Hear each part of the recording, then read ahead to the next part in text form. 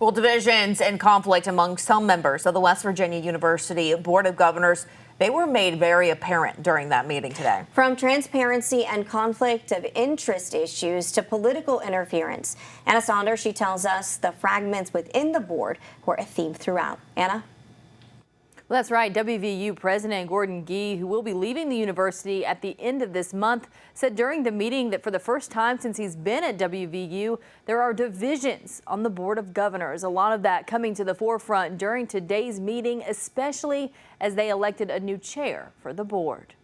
Some of the more outspoken people during Friday's Board of Governors meeting included the ones who no longer have a vote after legislation passed this session that removes students, faculty, and staff from voting roles on boards of governors. Faculty representatives both expressed this as only one of the issues signaling division among the board.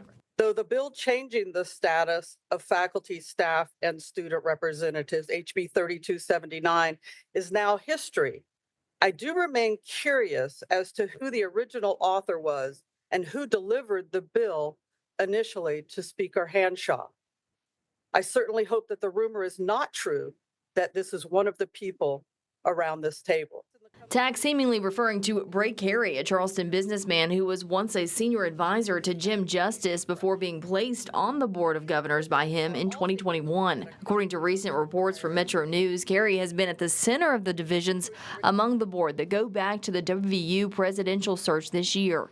Carrey supported House Speaker Roger Hanshaw as he vied for the spot, but ultimately the board picked Coastal Carolina President Michael Benson. Since then, Carrey has expressed his frustrations with how that process has been handled, accusing the board of abusing executive sessions in the process.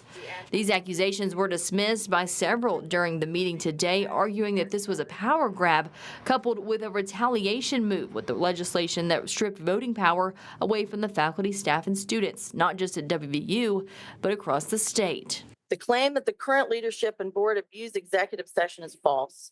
You know what's truly fascinating, almost ironic, is how some are launching false claims to rally support while also demonstrating egregious behaviors like late night dinners with presidential candidates, calls made to influence votes before a meeting even begins, subtle negotiations meant to shape decisions before they're even discussed openly.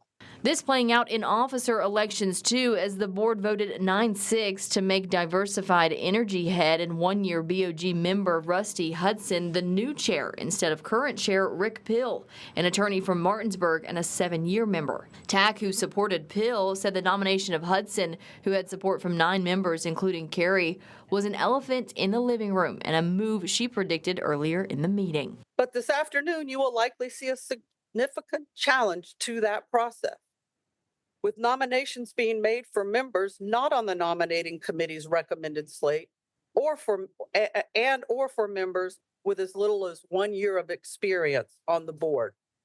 So again, I ask, what has changed? This coming at what's been described as a crossroads for the university, with changes to the Board of Governors and preparations for a presidential change, too. In some of his final remarks on the board before his last day at the end of the month, Gordon Gee recognized the division and urged unity for the board going forward.